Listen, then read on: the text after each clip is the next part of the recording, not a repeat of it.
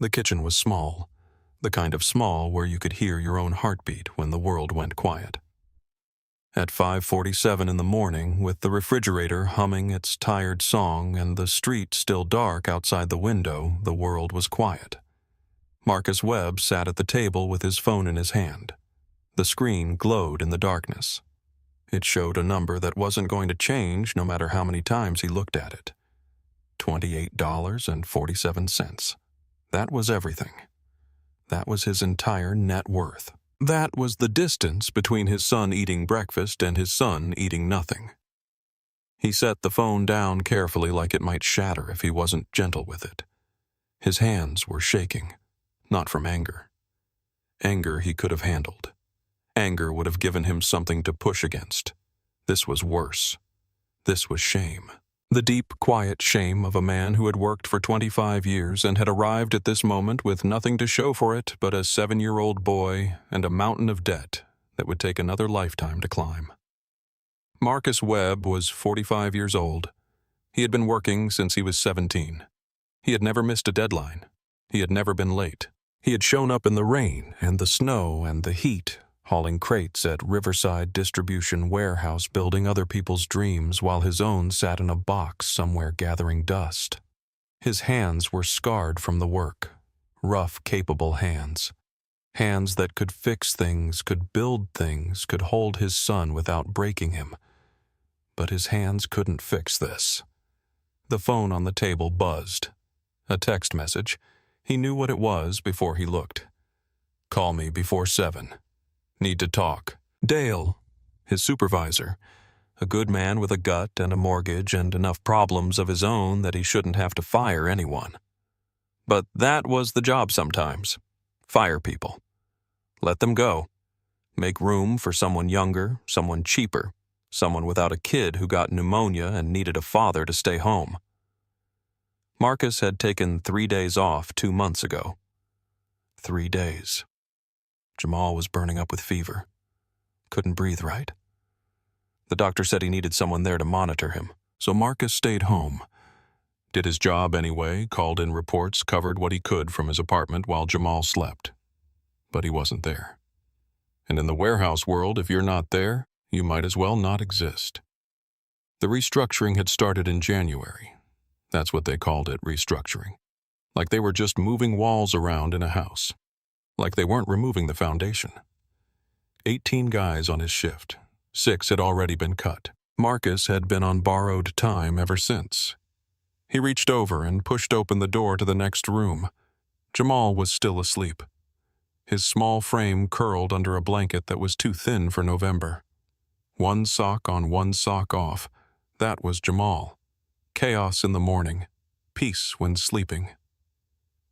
Marcus looked at his son for a long moment, memorizing the details. The way his eyelashes caught the light. The way his small chest rose and fell. The way he slept with complete trust that his father would handle whatever came next.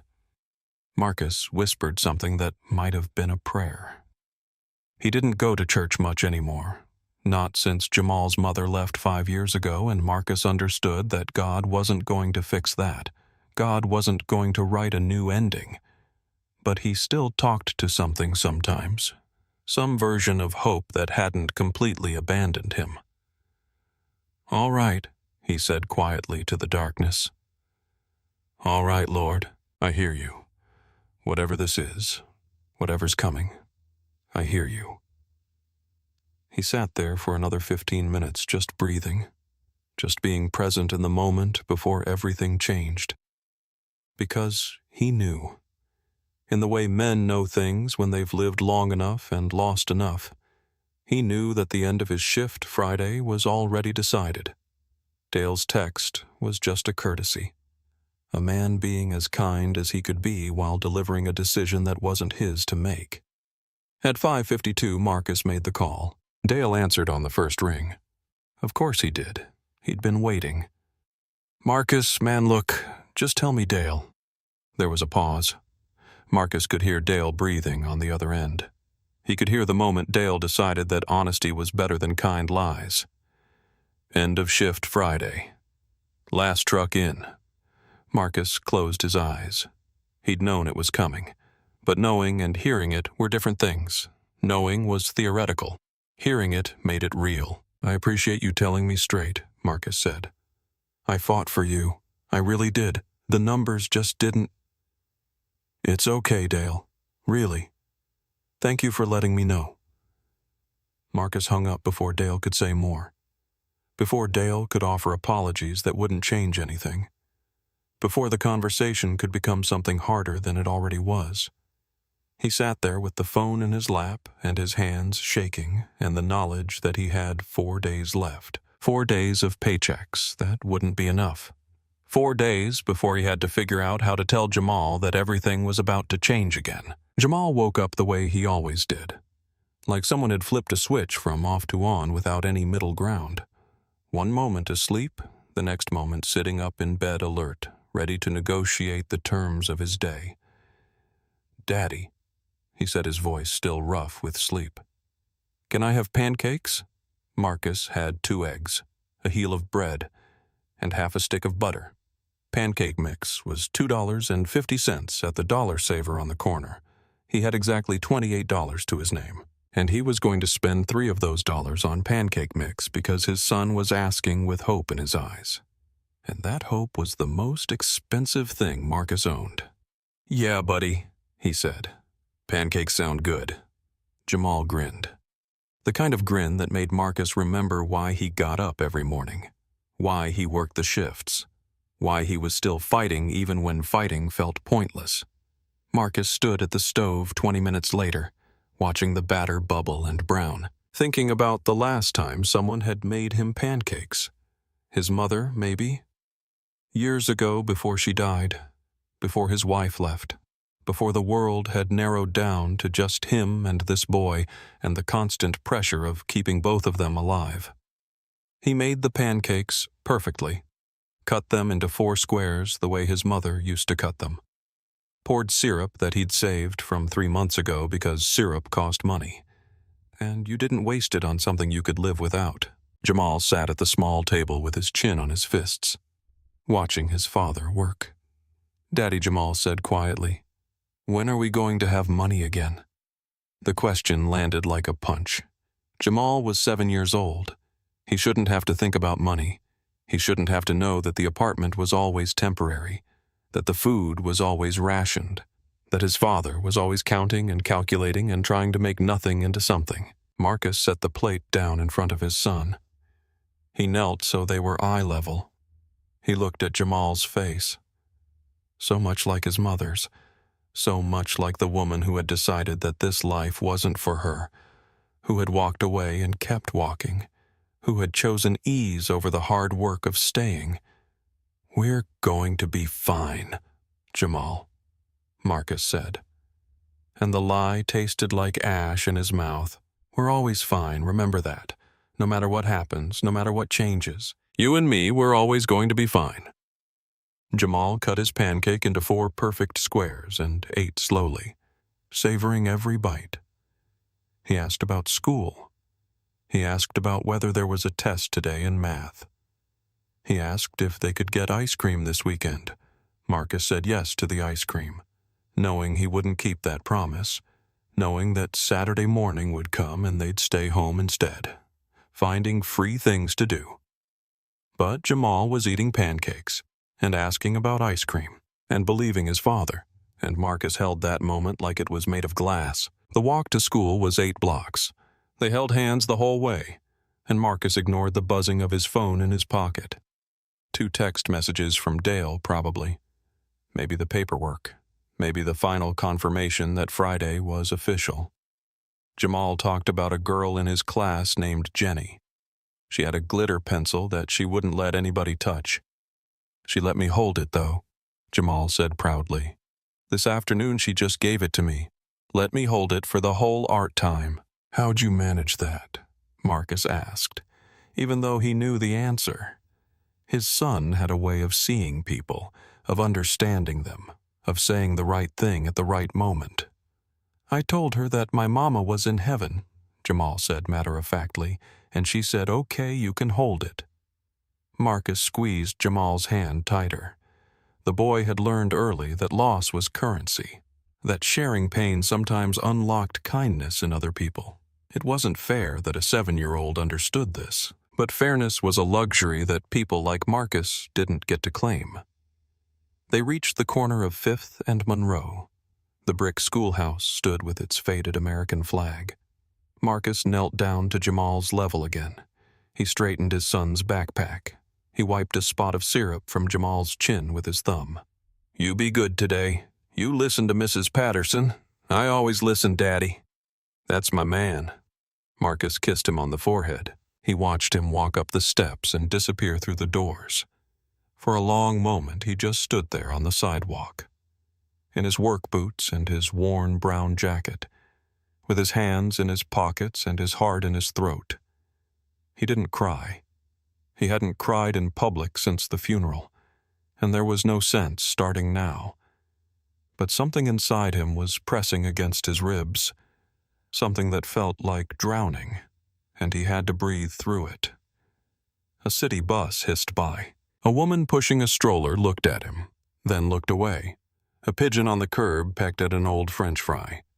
Marcus nodded once to no one, and started walking toward the warehouse. It was his last day. He just didn't know it yet, or maybe he did. Maybe he'd always known. 3 miles across the city, in a corner office on the 47th floor of a glass building that gleamed in the morning sun. A woman named Victoria Beaumont was watching a security recording on loop. She had watched it 23 times, maybe 24. She'd stopped counting after the 15th. The video was from Jefferson Park, taken 3 days ago at 2:47 in the afternoon. The quality wasn't perfect. Security cameras never were, but it was good enough to see what she needed to see. A man in a worn brown jacket stood near the playground equipment. He was average height, brown-skinned, with the kind of posture that suggested he'd been carrying weight for a long time. There was nothing remarkable about him at first glance, nothing that would make a woman stop and notice. But then her daughter rolled into the frame. Sophia. Her Sophia. The girl who hadn't spoken a complete sentence in 8 years. The girl who hadn't smiled, except the thin, obligatory smile she gave her mother sometimes. The smile that said, "I know you're trying, and I appreciate the effort." But this is still broken. The man on the video knelt beside Sophia's wheelchair. He didn't ask her questions. He didn't try to make her talk.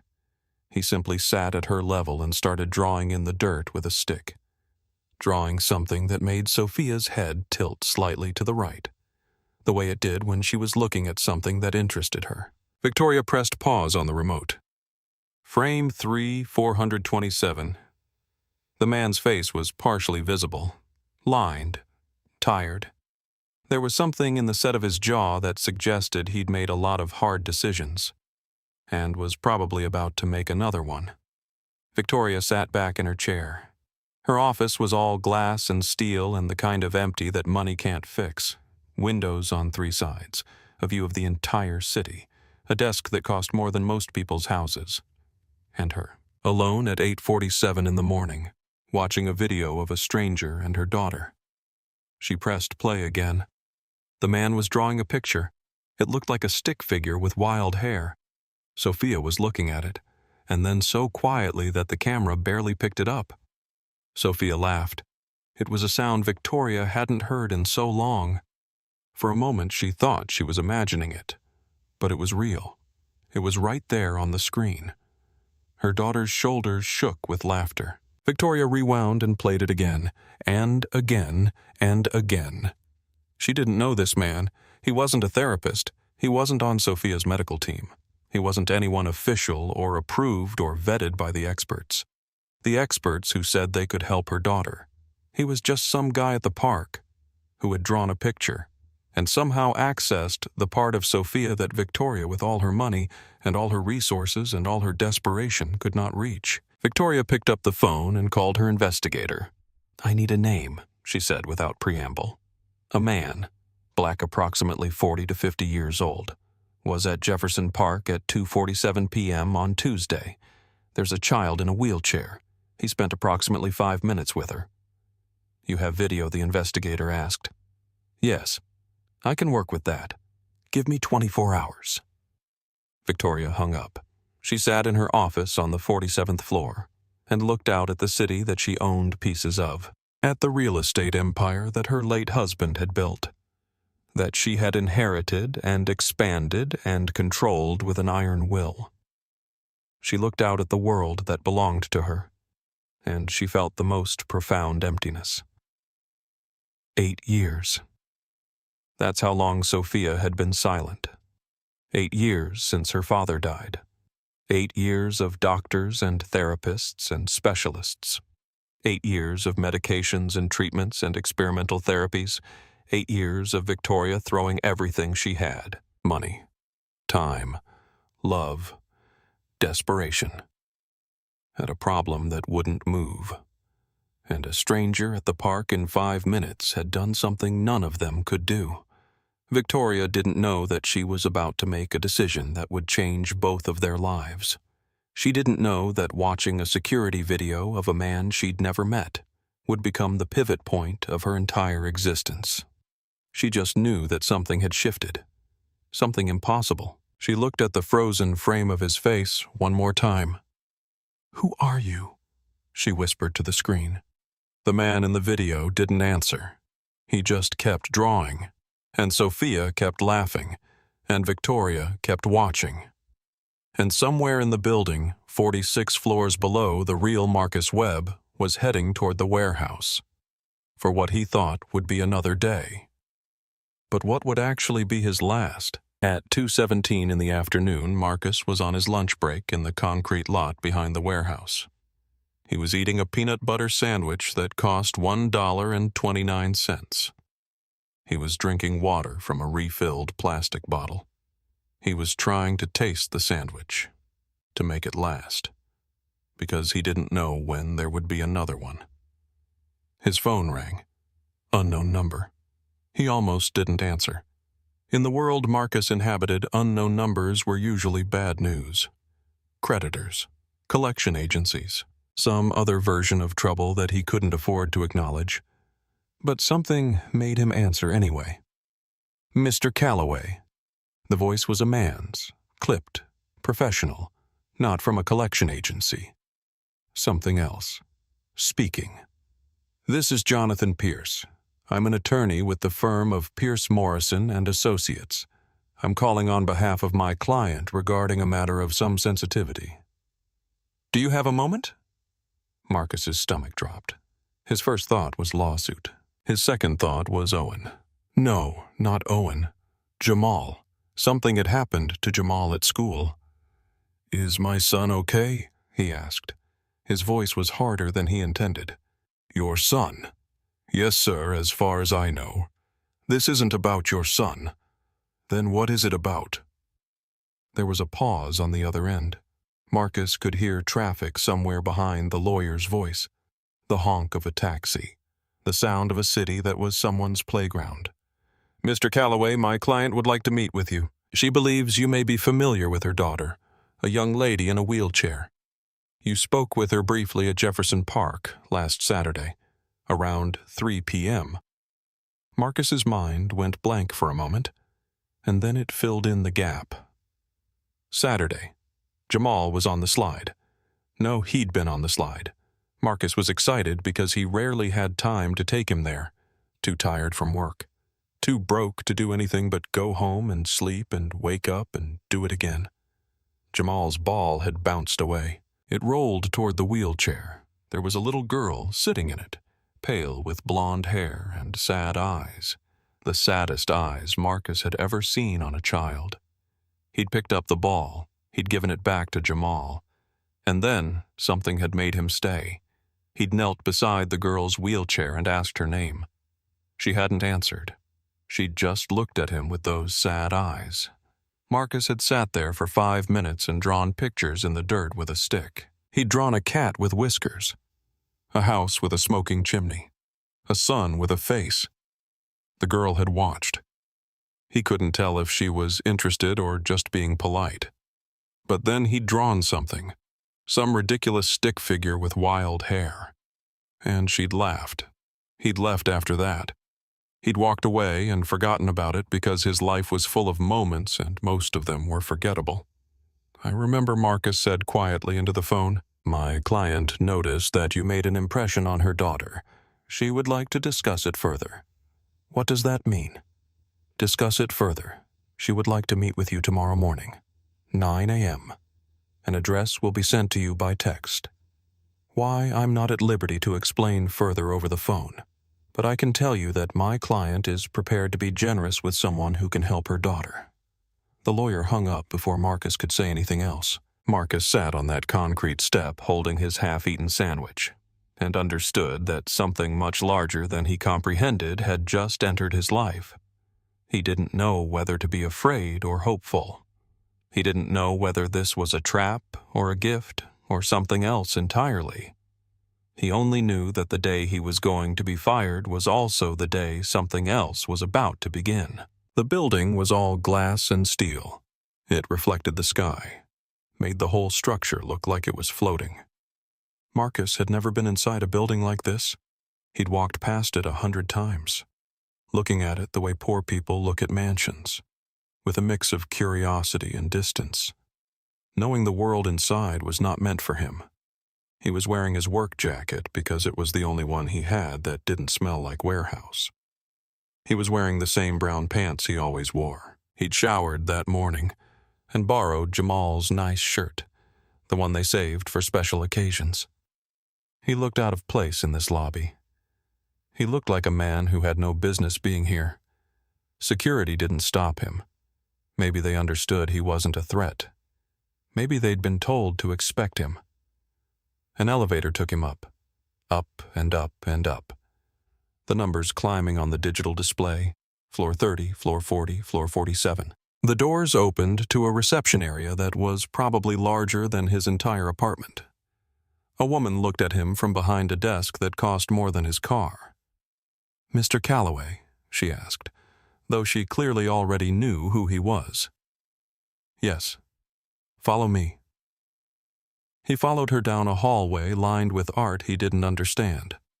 The kind of art that made you question whether it was actually beautiful, or whether you were just supposed to believe it was beautiful because it was in an important building.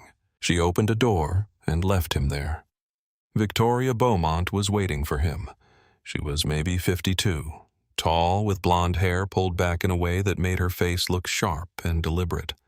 She was wearing a suit that probably cost more than Marcus's monthly rent.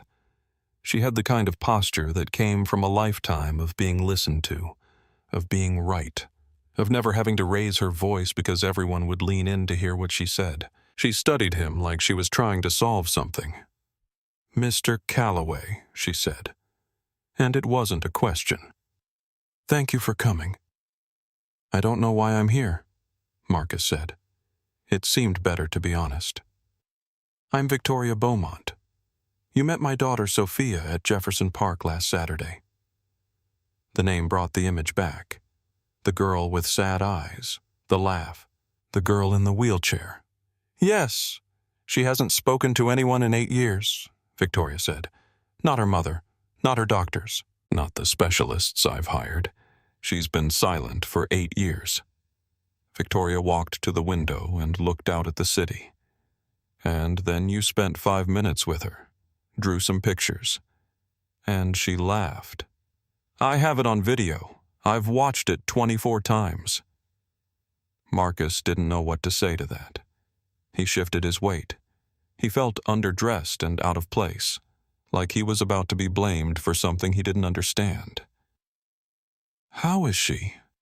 Marcus asked. Victoria's composure flickered, just for a moment, just enough that Marcus could see something underneath the power suit and the careful control. "That's what I wanted to discuss with you." She turned from the window and gestured to a chair.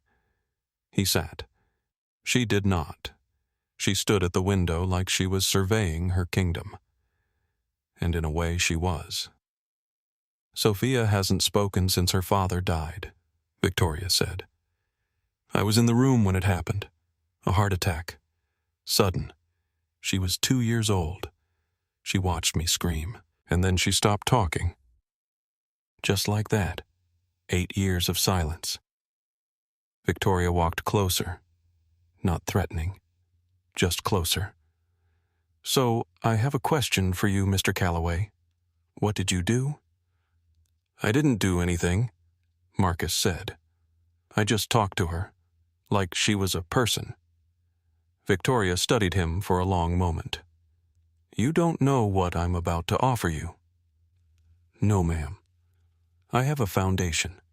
For disabled children, I need someone to work with the kids, to do what you did with Sophia. The salary is $65,000 a year, plus housing, plus health insurance, plus whatever else you need for your son. Marcus heard the numbers wrong at first. His brain couldn't process them correctly. $65,000. Housing, insurance. That was everything. That was more than everything. Why, he asked. Because my daughter needs something, Victoria said. And you seem to have it. I don't have anything, Marcus said. I'm about to be unemployed. I have $28 to my name. Victoria's expression changed. Something shifted in her face. You what? I'm losing my job at the warehouse. End of shift Friday. That's why I was at the park on Saturday. I was trying to do something normal with my son before everything fell apart. Victoria walked back to her desk and sat down. The first time she'd sat the entire conversation. The first time she'd been below him. At his eye level. I need to think about it, Marcus said. I appreciate the offer. But I need to think about it. Victoria's jaw tightened. She wasn't used to people who needed to think. She was used to people who said yes immediately to her offers. You have 24 hours, she said coldly. But I should tell you I don't ask twice. Marcus stood up. He understood what she wasn't saying. You will never have this chance again. This is your one opportunity to change everything. He was at the door when she spoke again. Quieter now, more human. What's your son's name? Marcus turned.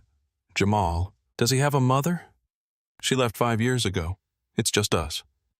Victoria nodded slowly, like she understood something deeper about what he was carrying, like she recognized the weight he'd been holding.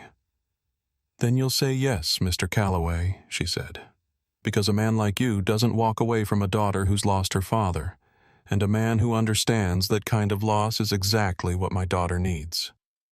She turned back to her computer, dismissing him. Marcus left her office and rode the elevator down from the 47th floor. He understood in that moment that she'd just played him, that she'd known all along what he was going to decide. Because she understood the math of desperation. She understood that when you have a son and you have nothing, and someone offers you everything, you don't say no. He was never saying no. Marcus sat at his kitchen table with Jamal asleep beside him. It was 11 p.m. He'd spent the evening doing homework with his son, listening to him read sentences out loud, watching him struggle with the letter R the way he always did.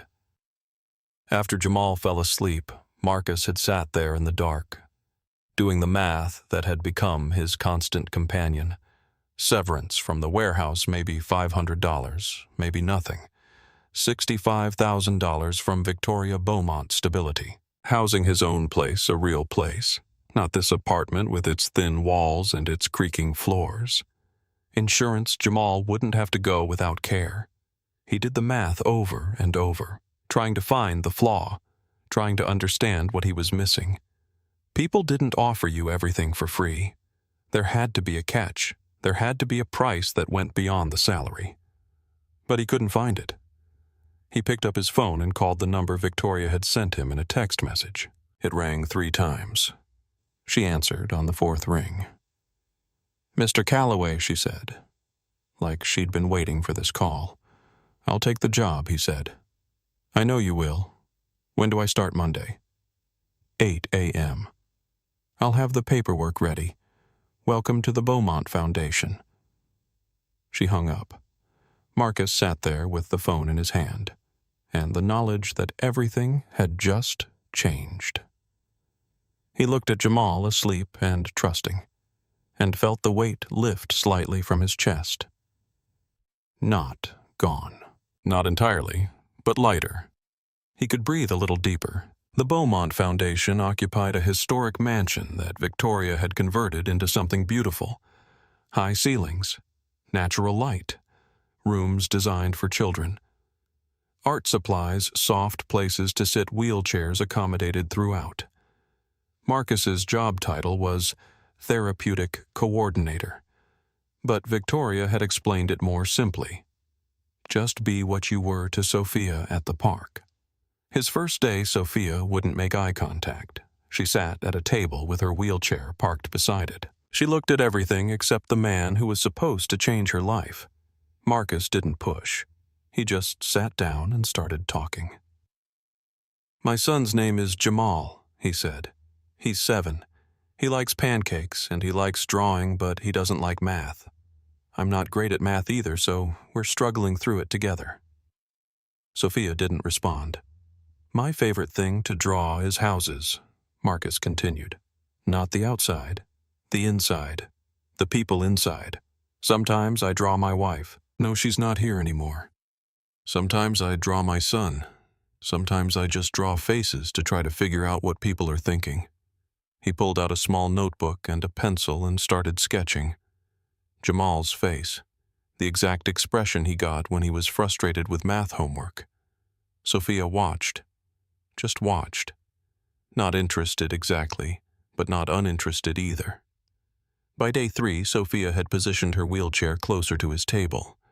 By day 5, she was laughing. It happened so suddenly that Marcus almost missed it.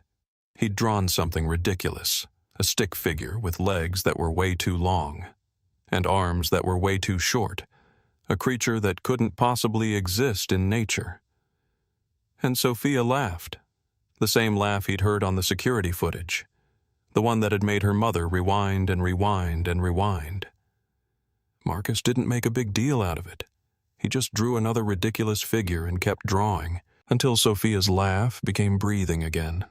And then she just sat there, and they sat together in comfortable silence. Victoria watched from the office doorway, behind glass that was supposed to be one way, but that Marcus felt every single time she was there. 1 week after he started, Victoria called him into her office. "I want to offer you housing," she said. "An apartment in a building I own. No charge."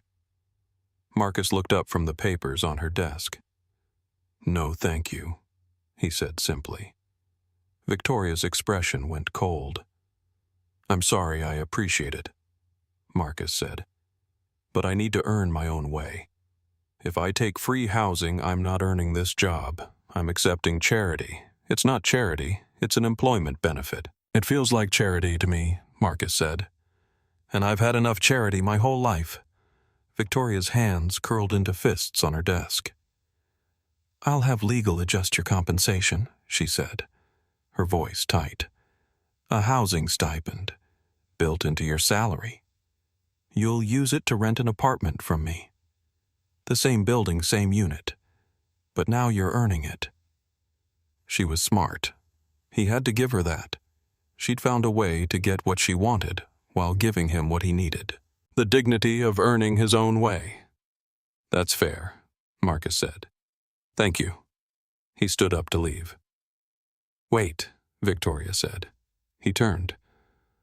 "Why did you refuse me?" Marcus considered the question.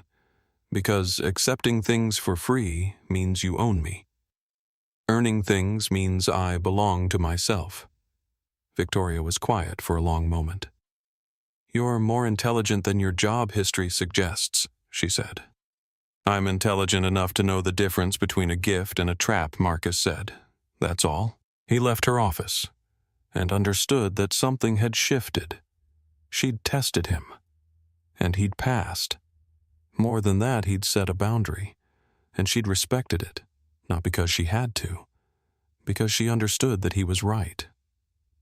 Power dynamics don't shift all at once.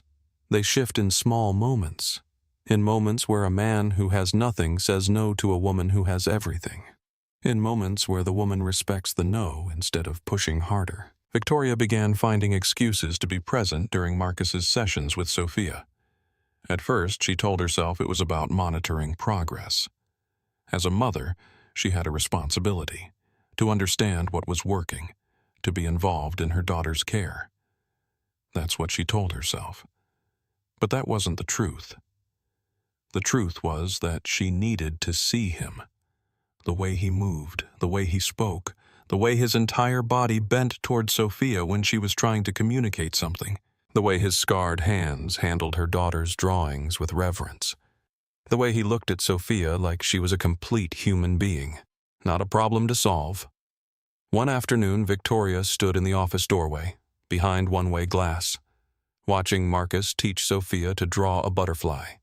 He was patient, not the fake patience of adults trying to placate children, but the real patience of someone who understood that learning took time. That time was a gift. Sophia made a sound, not a word but close, a vocalization that had meaning. Marcus didn't celebrate, didn't make a big deal of it. He just nodded and kept drawing, and Sophia kept watching, and Victoria felt something shift in her chest, something she couldn't name. Her therapist would later call it transference, the idea that Victoria was projecting her own loneliness onto Marcus, that she was attracted to him because he could give her something she'd lost when her husband died, the sense of being seen, of being valued for something other than her wealth. Victoria didn't think it was that simple. She thought it was more dangerous than that, because what she felt wasn't just attraction. It was recognition. The recognition of someone who had also survived loss, someone who had also learned to function while broken, someone who had also understood that the only way forward was to show up every single day and do the work, even when the work felt pointless. One evening she stayed late at the foundation, after the children had gone home, and Marcus was doing the final cleanup. She found him in the art room, organizing drawings that the children had made. "You can leave," she said. "The staff can handle that." "I don't mind," Marcus said. "Organizing is meditation for me." Victoria sat down on one of the small chairs. A chair made for children that she had to fold herself into awkwardly. It was the first time she'd sat on anything less than designer furniture in years. "How are you doing?" she asked. "Really?" Marcus kept organizing. "I'm okay," he said. "Better than okay, actually. This is good work. Meaningful work. My son is sleeping better. I'm sleeping better. I feel like maybe I made the right decision for once in my life." "You have doubts," Victoria said. It wasn't a question. Always, Marcus said. "I second-guess every choice I make because every choice affects my son. I always wonder if I'm doing it right, if I'm enough." "Are you?" Victoria asked. Marcus finally looked at her, sitting in the children's chair, and his expression softened. "Yeah," he said. "I think so. Jamal hasn't complained. He's happy. That's enough for me."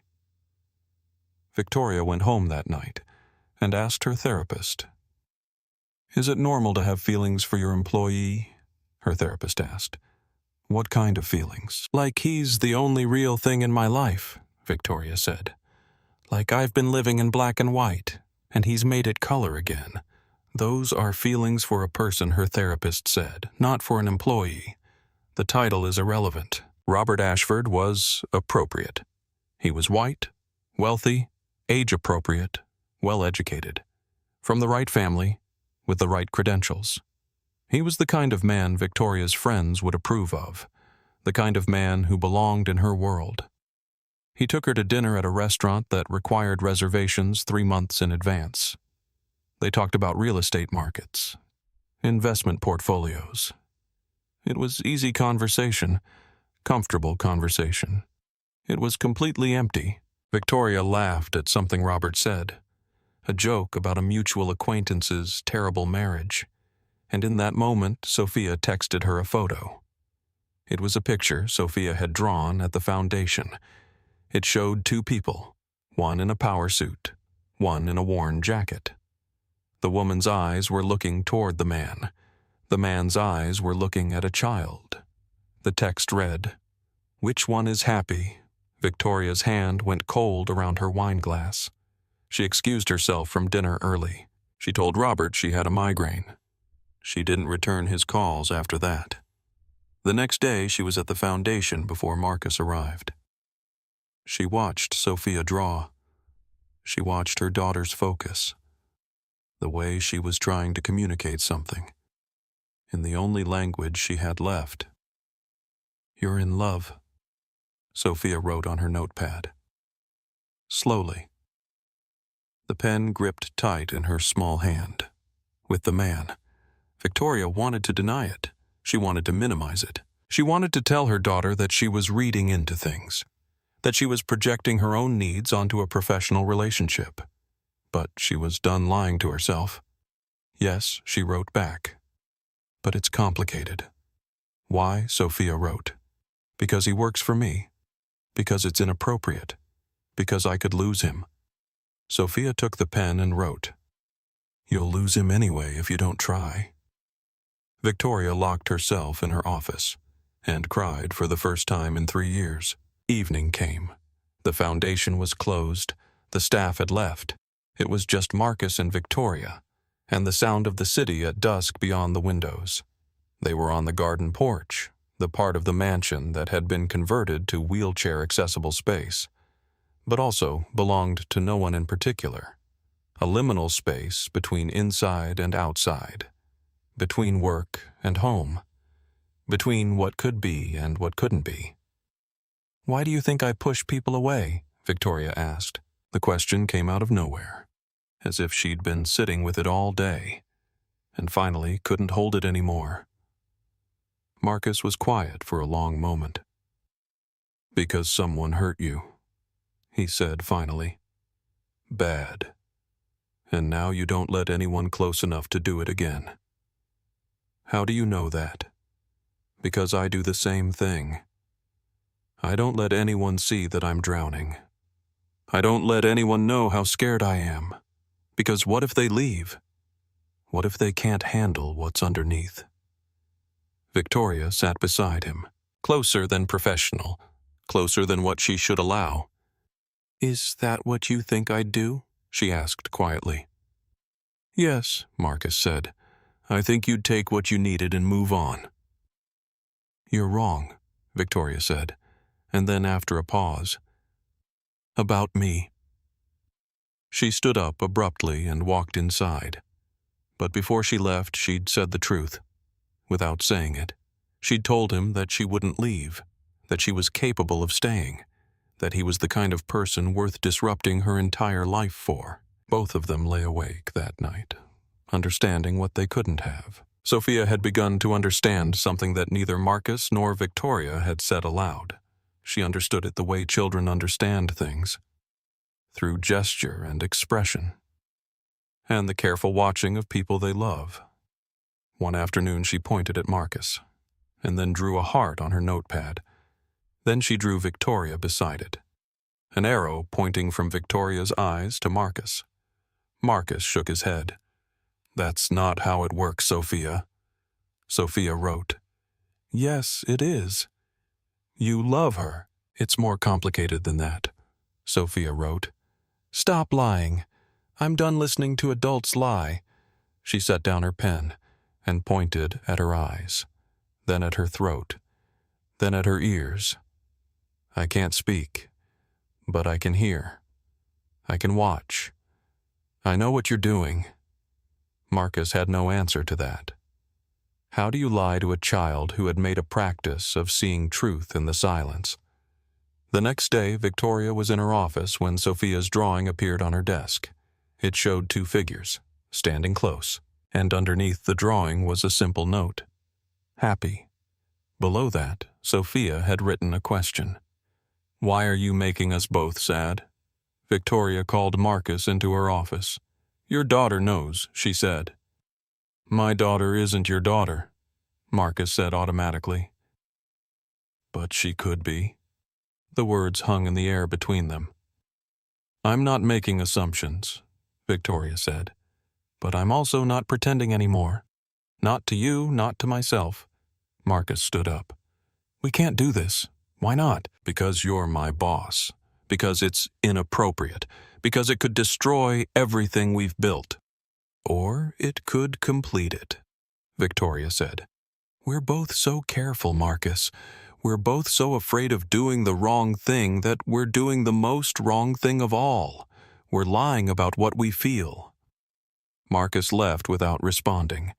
But that night, when he took Jamal to the Foundation's evening program, he brought something. A small drawing. 2 people. One in a jacket, one in a suit. The colors careful, the lines deliberate. He left it on Victoria's desk.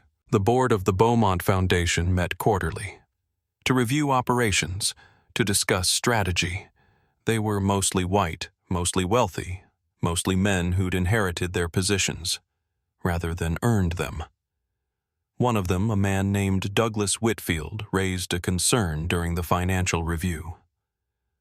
"I'm wondering about the appropriateness of our therapeutic coordinator," he said. "There's been some talk. Staff gossip mainly, but it's worth addressing. His relationship with the director seems to have shifted, from professional to personal." Victoria's face remained perfectly composed, but everyone at the table saw the tightening of her jaw. "Mr. Calloway has been excellent with the children," she said. "His results speak for themselves." "I'm sure they do," Douglas said. "But optics matter. What do donors think when they see the director becoming involved with someone who, let's be frank, comes from a very different background?" The silence around the table was the kind that kills things. "Different background," Victoria said softly. "I just mean that the optics—" "I know what you mean," Victoria said. "And I'm telling you that the optics are fine. More than fine. Our children's recovery rates are up 40%. Our donor base has increased. Our impact has tripled. If anyone has a problem with my professional judgment, they can offer their resignation now." No one did. But that night, Victoria called Marcus into her office, for what he knew would be the conversation. "We need to stop," she said. Stop what Marcus asked, though he knew. "Whatever this is, whatever we're doing. The board is starting to notice. If we keep going, it becomes a distraction. It becomes something that could damage the foundation. And everything we've built for the children." Marcus stood up. "That's the second time you've chosen what people think over what you feel," he said. "You did it with Robert. You're doing it now. And one day you're going to wake up and realize you spent your whole life being small enough to fit into everyone else's comfort. I have a responsibility, I know. To the children, not to strangers." Marcus left her office, and didn't come back the next day, or the day after that. Victoria called him and he didn't answer. She texted him and he didn't respond. She came to his apartment building, but he wouldn't let her in. It took her 4 days of pacing her office, of staring at his empty desk, of watching Sophia deteriorate back into silence, before she understood what she had to do. She could choose safety. She could choose reputation. She could choose the careful, controlled life she'd been living since her husband died. Or she could choose him. The article appeared on a Tuesday morning online, with a print edition scheduled for Sunday. The headline was designed to hurt. "Billionaire's charity consultant hidden conflict of interest." The byline was a journalist named Jennifer Morrison, white, determined, with a history of exposing what she called wealthy benefactor scandals. The article didn't explicitly accuse Victoria of anything. It asked questions. Where did she find a man with no qualifications to work with disabled children? Why was he given housing and health insurance that exceeded standard compensation? Was the Beaumont Foundation being used as a personal project to provide for someone with whom the director had a personal relationship? It quoted anonymous board members expressing concern about appropriateness and optics. It suggested that Sophia's improvement might be coincidence rather than Marcus's gift. That correlation wasn't causation. That the whole situation stunk of exploitation. either Marcus exploiting Victoria's grief, or Victoria exploiting her daughter's vulnerability for romantic distraction. By Wednesday, 3 major donors had pulled support. By Thursday, 2 board members had requested emergency meetings with Victoria. By Friday, the foundation had lost 40% of its projected funding. Victoria sat in her office and read the article for the 47th time, looking for the angle she'd missed, looking for the place where she'd made a mistake. That had given Morrison this ammunition. She found it immediately. She'd been seen with Marcus, coming to his apartment building, talking to him in the garden when she thought no one was watching. Her face in photographs that Morrison had somehow obtained told the entire story, that the article was pretending to investigate. She looked like a woman in love. She looked guilty of nothing except honesty. By Friday evening, the board had issued an ultimatum: fire Marcus or resign. Victoria had until Monday morning to choose. She called Marcus that night. "They want me to fire you?" she said without preamble. "I know," Marcus said. "I saw the article. I'm supposed to let you go. They say it's the only way to save the foundation's reputation." "Then do it," Marcus said. "The foundation matters more than we do." "No," Victoria said. "No, I don't accept that." "Vic." "Don't," she said. "I'm done accepting limitations. I'm done choosing safety over truth. I'm done being small." She hung up before he could argue further. Victoria called a press conference for Monday morning. She didn't inform the board in advance. She didn't ask for approval or guidance. She just walked to the microphone in front of the Beaumont Foundation, with its historic architecture and its wheelchair ramps, and its promise of children who had been abandoned by the world, finding home in her walls. And she told the truth. "I'm Victoria Beaumont," she said. "I'm the founder and director of the Beaumont Foundation. I'm here to set the record straight about the recent article published regarding our therapeutic coordinator, Marcus Webb." She paused. The cameras flashed. The journalists leaned forward. "Marcus Webb has transformed this foundation," she said, "not because he has advanced degrees or published research, because he has what every child who comes through our doors needs: genuine care. He doesn't see disability. He sees the whole person. He sees the child who wants to draw and to laugh and to be loved." She held up a folder of documents. "These are the results: children's progress, measurable improvement, documented recovery rates. Before Marcus, 14% of the children in our care showed meaningful emotional progress. Today, that number is 54%. He has personally worked with 23 children. 19 of them have made breakthrough progress that specialists said would take years, or might never happen." Victoria's voice didn't waver. "My daughter hadn't spoken a word in 8 years, she continued. "Not to me, not to doctors, not to anyone." Marcus spent 5 minutes with her drawing in the dirt, and she laughed.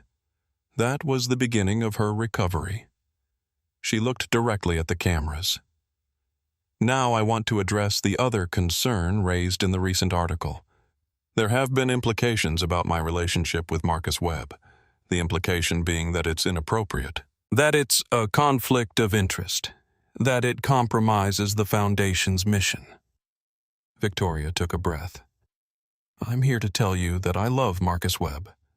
I love him not because he helped my daughter, but because he showed me that it's possible to be broken and still be whole. He showed me that integrity matters more than reputation. He showed me that choosing the right person matters more than choosing the safe person." She reached out her hand. Marcus stepped forward from the side of the stage. He was there. He'd agreed to this. They'd planned it together the night before, when Victoria had driven to his apartment and refused to leave until he listened to her. He took her hand. "Some of us," Victoria said to the cameras and the journalists and the world that was about to judge her, choose love over convenience. Some of us choose people over reputation. I choose this man. I choose his integrity. I choose our future." The press conference ended there. Victoria and Marcus walked away together, hand in hand, while the journalists shouted questions they would never answer. The fallout was immediate and brutal. Half the board resigned. Major donors pulled support. Online people debated whether Victoria was brave or foolish, whether Marcus was genuine or a con artist, whether the whole foundation was a vanity project, designed to provide for an inappropriate relationship. But something unexpected happened as well. Smaller donors, people with less money but more conviction, began giving. People who saw Victoria's choice and understood it as a statement about what mattered. People who had been told they didn't belong in certain spaces and who recognized another person refusing that limitation. By month's end, the foundation had raised more money than it had had in the previous year. They gave the story 3 months before the narrative shifted. In that time, Victoria stepped back from her other business interests. She couldn't run a real estate empire and run the foundation and navigate the scandal simultaneously. She chose the foundation. Marcus became assistant director. Then 6 months after the press conference, he became co-director. Equal partner. Equal power. A documentary filmmaker approached Victoria with an idea. "Let me make a real documentary," she said. "Not about the scandal, about what you're actually doing here." Victoria agreed. The resulting documentary, What We Built, premiered at a film festival and went viral. It told the story of 7 children who had come through the foundation. It showed Marcus's work, his patience, his gift. It showed Sophia not as a victim to be pitied, but as a young woman discovering her voice through art and presence, and the unconditional love of a father figure who had never met her before that day in the park. The documentary didn't shy away from Victoria's journey either. It showed her before, isolated in her wealth, driven by grief, using money as a substitute for presence. It showed her transformation into someone who understood that power meant nothing if you were alone. The title of the documentary became the name that people used for their relationship. What We Built. Not a marriage. They weren't married, at least not yet. Not a romance. It was more fundamental than that. They had built something together. A foundation, literally and figuratively. The Beaumont Foundation now operated in 3 cities. It served 2,847 children. The success rate for emotional recovery and developmental progress was the highest of any similar organization in the country. Universities studied their methods. Other foundations tried to replicate their approach, but they couldn't. Because the secret wasn't the method. It was the people. It was Marcus who saw human beings. It was Victoria who had learned to see people instead of problems. Jamal was 12 now. He was tall for his age. With his father's kindness and his absent mother's intensity, he volunteered at the foundation on weekends. He was planning to study education. He wanted to be the kind of teacher that he'd had in Marcus, someone who saw you. Sophia was also 12. She still used a wheelchair most days. Though Dr. Brennan said the physical therapy was showing promise. Her legs were stronger. The doctors said she might walk within another year. But Sophia didn't care about walking. She'd become an artist, a real artist. Her paintings had been shown in galleries. She'd sold 3 of them, donating the proceeds entirely to the foundation's scholarship fund. Marcus and Victoria had gotten engaged a year ago. Not dramatically. There was no public proposal, no announcement. Victoria had simply asked Marcus one morning over coffee, "Is there anything you want from life that you don't have?" And Marcus had answered, "You. Officially. As the person I'm building with, not the person I'm risking my job to love." They were getting married in the fall. A small ceremony, friends, the children from the foundation. Jamal would be a groomsman. Sophia would be a bridesmaid. Rolling herself down the aisle with the determination of someone who'd learned not to wait for other people to make her dreams possible. But tonight, they were alone in the garden of the foundation.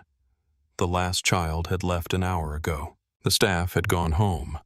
The building was dark except for the office lights. Marcus and Victoria stood under the stars. "Do you remember?" Victoria asked, "when I watched you on security footage?" "Yes," Marcus said. "I thought I was watching someone who could help my daughter," Victoria said. "But I was watching someone who could save me." Marcus took her hand. "You know what I think," he said. "I think we saved each other. You saved me from drowning. I saved you from being alone. But more than that, Jamal saved Sophia by being his honest self. Sophia saved you by refusing to let you hide. Everyone saved everyone. That's what actually happened." "That's not romantic," Victoria said. "No," Marcus agreed. "It's better. It's true." They stood there in the garden where everything had started, where Marcus had started his first day at the foundation, where he'd watched Sophia draw, where he and Victoria had first acknowledged what they felt. Jamal came outside, his jacket draped over his arm. "Come on," he said, with the confidence of a child who'd been loved enough that he could demand love from others. "Mrs. Patterson made pie, and she said if you don't come inside and eat it, she's going to have words with both of you." Victoria and Marcus stood up. They walked toward the building, toward Jamal, toward Sophia inside who was waiting for them, toward the home that they had chosen together. Behind them, the stars came out one by one, the way they always did. It was the morning after their wedding. They had married in the garden, because of course they had. The garden where everything had shifted, where everything had changed, where two people who'd been broken separately had learned to be whole together. Marcus was standing at the kitchen window of their house. Their house. Not hers, but theirs. Watching Jamal help Sophia into the car for school. Sophia was having a good day. Her legs were strong enough that she could walk with a cane. But she still used the chair most days, because the freedom of it meant something to her. It meant she could move through the world on her own terms. Victoria came up behind him and wrapped her arms around his waist. They fit together in a way that made sense, not because they were the same, but because they were different in ways that complemented each other. "I've been thinking," Victoria said, "about the day I watched you at the park, about how random it was. If Sophia hadn't been at the park that day, if your ball hadn't bounced the right direction, if I hadn't been obsessing over her enough to leave my office and follow her, we would have found another way," Marcus said, "because we were both ready. You were ready to stop being alone. I was ready to stop being invisible. But we wouldn't have found each other," Victoria said. "Maybe not," Marcus said. "Or maybe the world would have arranged it some other way. I don't know, but what I know is this. Everything from that moment to now was worth it. All of it. The shame, the job loss, the fear, the scandal, all of it. Because it led here." They stood at the window, watching their children. Because that's what they were now, their children. Drive away to school, to a world that had learned to make room for people like them. "I love you," Victoria said. "I know," Marcus said. "I've always known, but it's nice to hear." They held each other in the kitchen of their home. And for the first time in his life, Marcus Webb felt like he belonged exactly where he was. Not because he'd been rescued, not because someone had fixed him, but because he'd found another person who understood that broken people could love whole, that lost people could find each other, that a man in a worn jacket and a woman in a power suit could build something real. Behind them, in the photograph on the refrigerator, there were 4 people: Marcus, Victoria, Jamal, Sophia, all of them smiling, all of them real. That photograph wasn't the ending of the story. It was the proof that the story had finally begun. If this story stayed with you, subscribe our channel for more stories about grace, second chances, and the quiet courage it takes to love well. Because love isn't always about being rescued. Sometimes it's about being seen. And sometimes the most powerful miracle is simply choosing to show up for someone else, even when you have nothing to give but your honest presence. Thank you for watching. Thank you for listening. And thank you for being the kind of person who understands that the real miracles in life aren't about money or status. They're about connection. They're about being brave enough to say, I need you, and I see you, and I choose you. That's what changes everything.